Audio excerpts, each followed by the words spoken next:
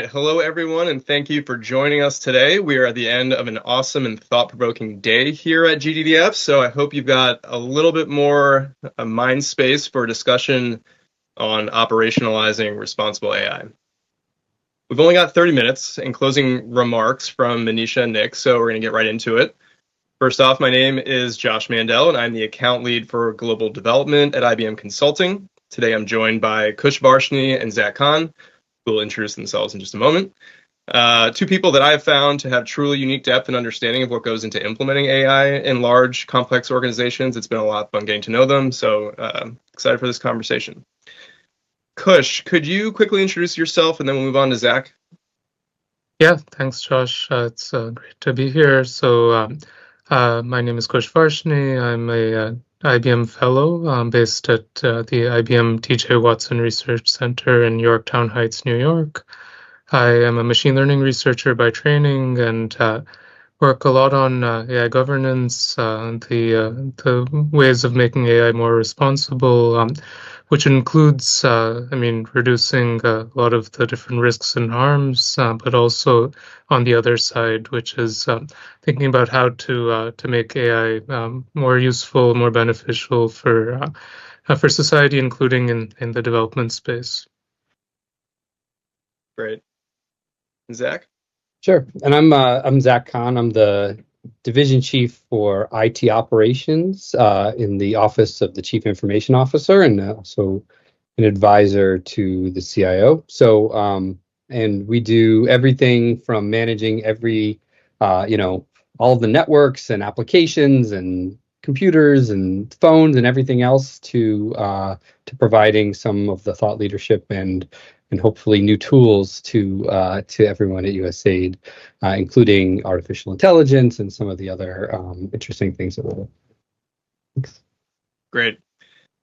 So I guess we'll start with you, Zack. I know that ITR leads a lot of the programmatic policy around digital and AI use at USAID, but CIO really does drive the internal adoption of AI as a tool to staff. Can you talk about, where USAID is in its journey of using AI and where it's going? And in particular, can you talk about governance and how the agency is supporting teams to responsibly adopt AI? Yeah, absolutely. So we're the way that I've been couching this, we're in a stance that's progressively cautious. So, we're very interested in utilizing artificial intelligence. We want all of our staff to engage, to learn how these things work. But we're also, aware that we don't necessarily know the biases that are involved in some of the models. We don't know, how some of these things work. Where is the data going? And so we're interested in using them, and we're also interested in being careful and understanding how we're going to do that in a responsible fashion. So the first thing that we've done is we've actually negotiated federal terms of use with OpenAI, and we've deployed information to everyone that the agency can use ChatGPT and some other public GenAI tools for use by the agency, and the caveat being that it's for public information, right? So it's not for using SBU or sensitive information, but for learning how these tools work and using them for productivity and things that we're looking to achieve.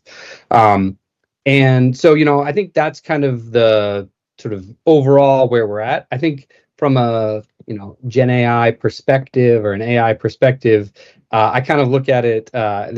Gartner has this wonderful model that they use for new technology called the Gartner Hype Cycle. And so they start out with an innovation trigger. So in this case, sort of the release of ChatGPT 3.5 and everyone being very excited about that kind of kicks off this major curve up to the top. And I think we're probably right about the very top of that curve, which they call the peak of inflated expectations, which is a wonderful name. And if you think about something like blockchain or something like that was going to change the world, and it sort of hits that peak and then it comes down. And what they call the next stage is this trough of disillusionment, where it doesn't change the world. It doesn't, it doesn't tie your shoes for you and take your dog for a walk, but it does some other things. And so you then come from there into what I'm looking forward to is this slope of enlightenment, where you start to figure out the things that it really can do, right? So again, blockchain is an example. Blockchain does wonderful things, and it really does improve the way that we operate in lots of different ways. And then you come to this plateau of productivity where you really have figured out what are the things that technology can do for you. And so, I think that's sort of where we're looking with information technology and artificial intelligence, and particularly Gen AI. Where do we find that place where it really can do the things that'll really improve the way that we're operating, the things that we're trying to do. Automatically, it can do certain things, but it's still a sort of new technology that we're, again, I'd say, progressively cautious about.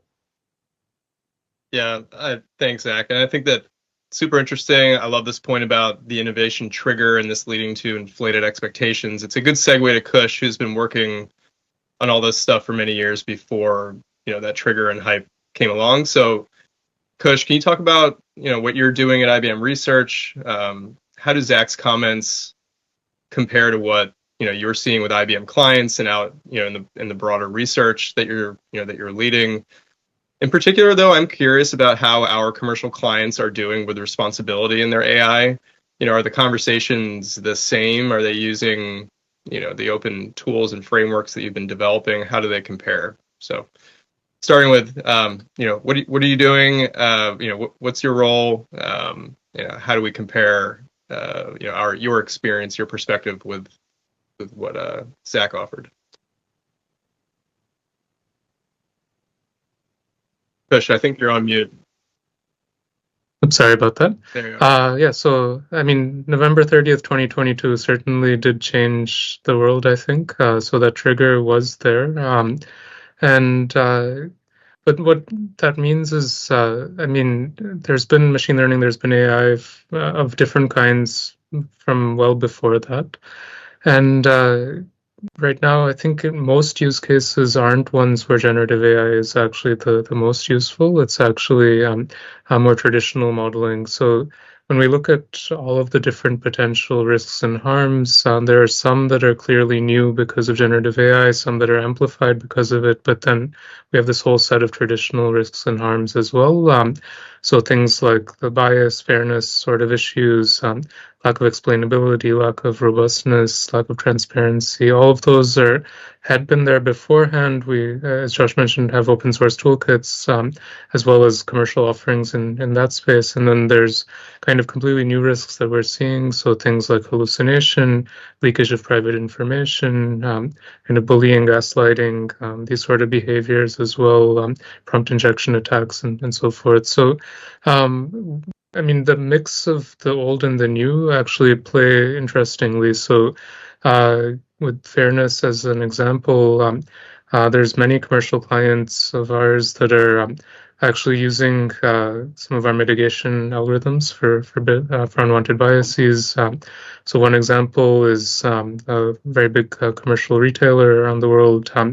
When you're walking out the door, sometimes they'll scan your receipt to make sure that what you're taking out of the store matches what you paid for. And there's a big fairness issue there. Like, are they unduly kind of targeting certain types of people or not? And our algorithm is in production. It's making sure that is fair.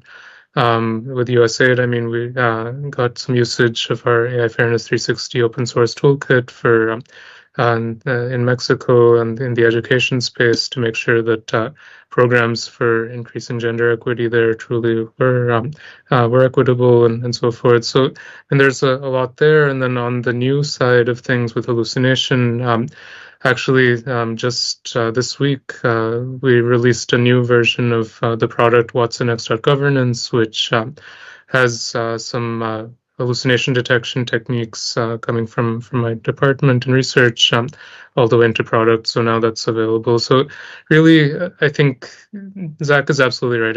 We need to be cautious, make sure we're doing this the right way, taking the steps as we go along, and then once we have the some initial sort of proof points along with the controls, the guardrails in there, then we can take it forward.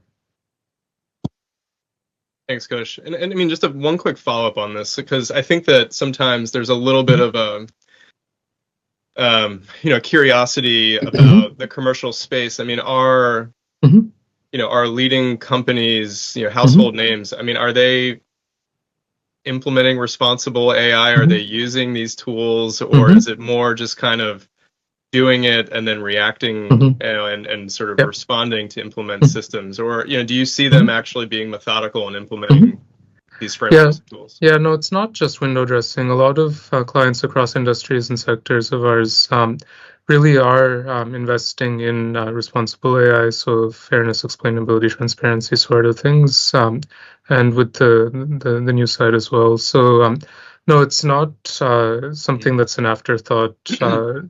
It's not universally true, of course. I mean, there's different camps, but there are many leading names out there that certainly are taking this seriously, are instituting the policies from the very beginning, and regulation certainly has, or impending regulation certainly has a role to play towards that. So in the European Union, for example, the AI Act that is coming into force is one key driver, and there's very similar sort of regulations in many parts of the world that are on their way or are already out there. So in the U.S., in Colorado, for example, this one of the states, this is already passed. In New York City, there's one that's been enforced for a while. So and not just in these sort of places, in Singapore, in India, in Indonesia, many places, there's all sorts of regulation happening that's pushing this forward as well.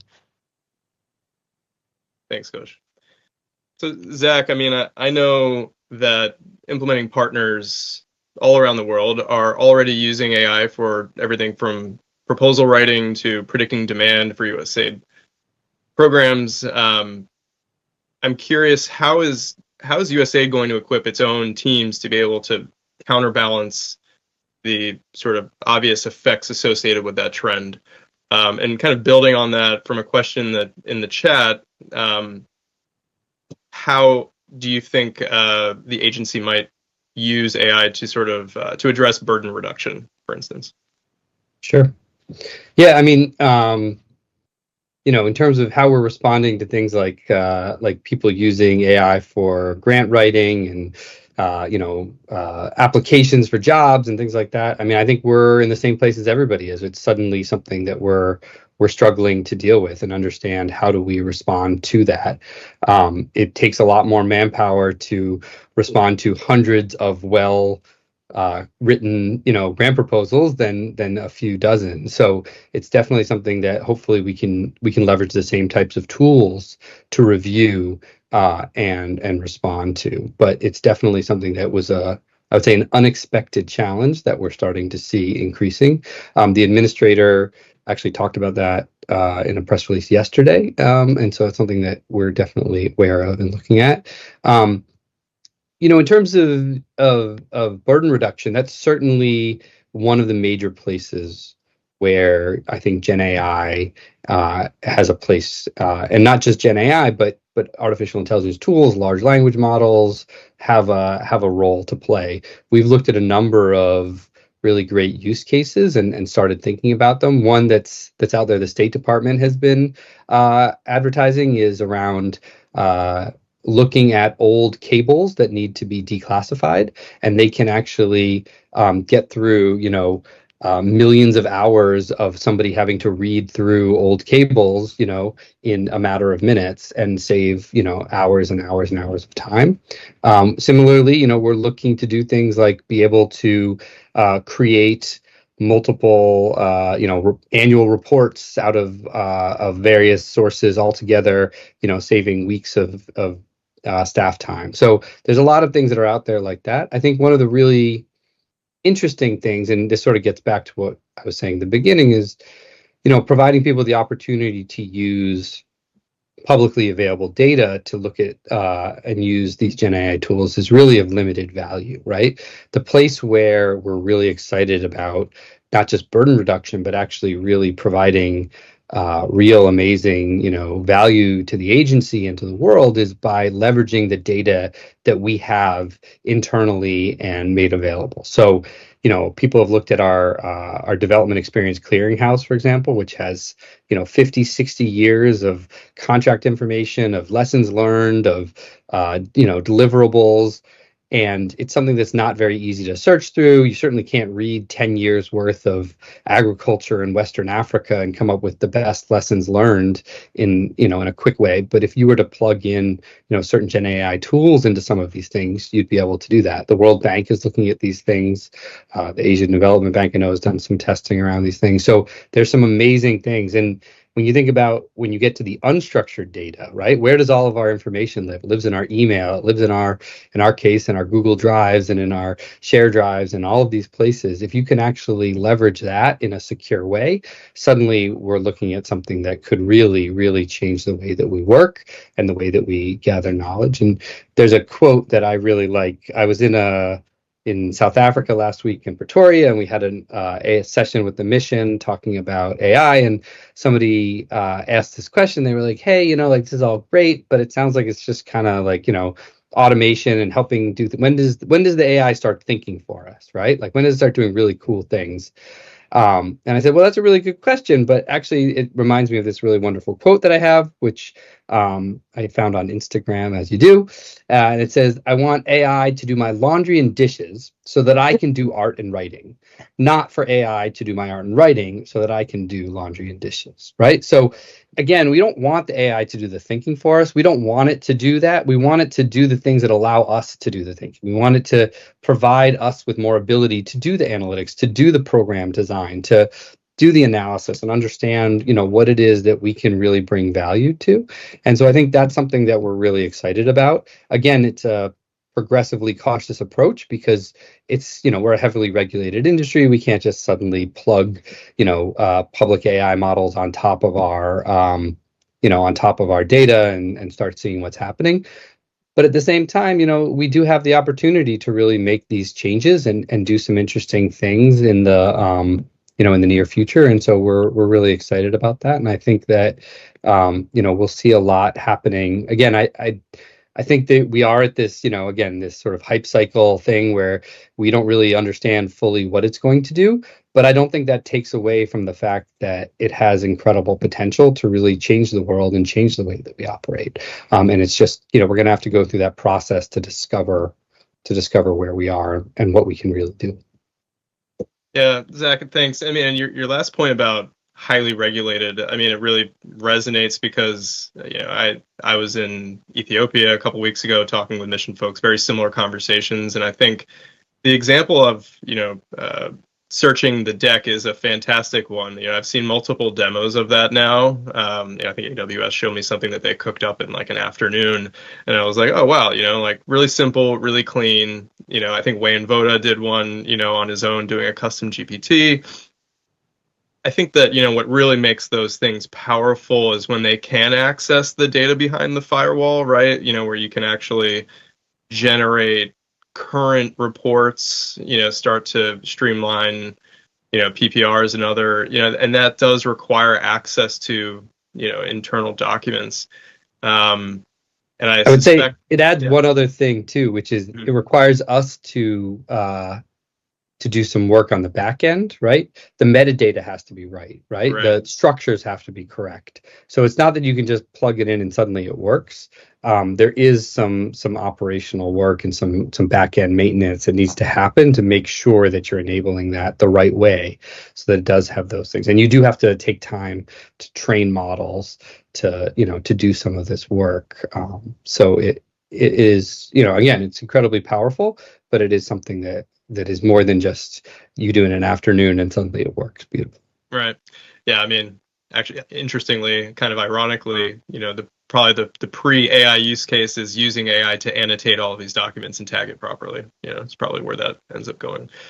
Well, before we close, I did want to go over to Kush. Kush, I know you've developed a lot of these open source frameworks and tools yourself and led those and helped transition them to like the Linux Foundation and others. Yeah. You've seen them implemented across a wide variety of contexts. You understand the audience here having engaged previously with some USAID programs. I'm curious, can you provide what are your recommendations for organizations listening about how they can take meaningful action to operationalize AI responsibly? How do we take all of these ideals and principles that these organizations have been cultivating over the last year and are talking about extensively now to to actually institute it in practice? Yeah, so no, thanks, Josh. So one thing, actually, just building on what Zach was saying. So just one quick example of something where a quick turnaround was possible. So about maybe, let's say, 5 years ago, we had done a project with the International Center for Advocates Against Discrimination, in which they were trying to map the Universal Periodic Review, so different human rights sort of statements to the UN Sustainable Development Goal targets, the 169 targets, and we had spent a few months developing all this natural language processing technology to be able to do that. And then in January of 2023, I sat down with one of the folks there, and just in 5 minutes, we were able to just use ChatGPT out of the box to basically do the same thing at the same quality. Of course, yes, there's going to be more challenging use cases where you do have to do fine-tuning, and you do have to bring forward additional data and do things, more carefully. But I just do want to point out that these large language models do reduce the barrier of getting started, because in more traditional modeling, you have to spend a lot of time getting your data in shape, because there's nothing else to do until you have that data, and then you can build a model and go from there. Here, with the LLMs, you can at least do some preliminary work with the LLM out of the box as it is. But then that comes to your point, Josh. So one thing that is very clear is that with the LLMs, the value creation is actually up for debate. Who is actually accruing the value from these? Is it the model providers, or is it the organizations using their knowledge and their expertise to take it and apply it in a particular application? So with the traditional models, it was always the end users, the end organizations that accrued value, but with the LLMs, that might or might not be the case. So again, with the fact that we do have to specialize these things, both in terms of the knowledge and the skills that they have, but also the behaviors and the values that they're expressing, it's very important for there to be kind of openness in the models themselves. So organizations, USAID or others, any development sort of organization, should be able to take the models, specialize them for their community, for their values, and make them work for them, make them authentic, and everything like that. So that's kind of one thing that I would leave the audience with, is that that is possible, and you don't have to rely on the prepackaged sort of guardrails or responses or types of behaviors that you see with certain types of models, but you can make them your own. And one thing that is out in the open source is something called InstructLab as of about 2 or 3 weeks ago that actually allows for this. So just remember to stick to your own values. Don't kind of feel obligated that I have to live with the values of the model providers. I love that. I remember I was in a meeting maybe a year ago, and I remember a CEO of a large company, partner of ours, said that they just sort of envisioned that everyone would be on ChatGPT in a year. Like everyone would just standardize on it, or maybe Gemini, or one of the tools. And I said, I don't know. There could be a lot of open source options in the future, and you're saying everyone can have their own model. So I think that's reassuring to a lot of people, especially in the global development community, who find that the values of OpenAI or Google don't necessarily reflect those of the communities in which many of us work. So I think that's encouraging that there's a lot of flexibility and ownership for folks to take. Before we close out, Zach, do you have any of your own sort of recommendations for organizations listening, how they can take some action here? Yeah, I mean, I guess the last thing I would just say is, I think we have to try, right? We have to get out there and experiment and see how these things work. Again, it doesn't have to be something that's like a giant enterprise investment that is going to do everything and replace your workers and all these things. But I think it really is something that we need to get out there and understand and test and pilot and proof of concept and do all of these things as much as we can. So I think that's an exciting thing. I think the other exciting thing from our perspective from AID is we are going to be putting out an AI and global development playbook. So I think that's something that's going to be really interesting and something that, some guidance and some ideas around how organizations can both use internally, but also some of the opportunities to utilize this for international development. So I'm looking forward to working with the teams to get that out and see how that's taken and some of the opportunities, as you were talking about, that that we can use in the field, and hearing about examples that'll come up. Thank you. Awesome. I love ending on the note of try, get started, get to it. It's a great way to close it out. Kush, Zach, thanks so much. Really appreciate you guys taking the time. I know you're busy, so we really do appreciate hearing from you. Thank you.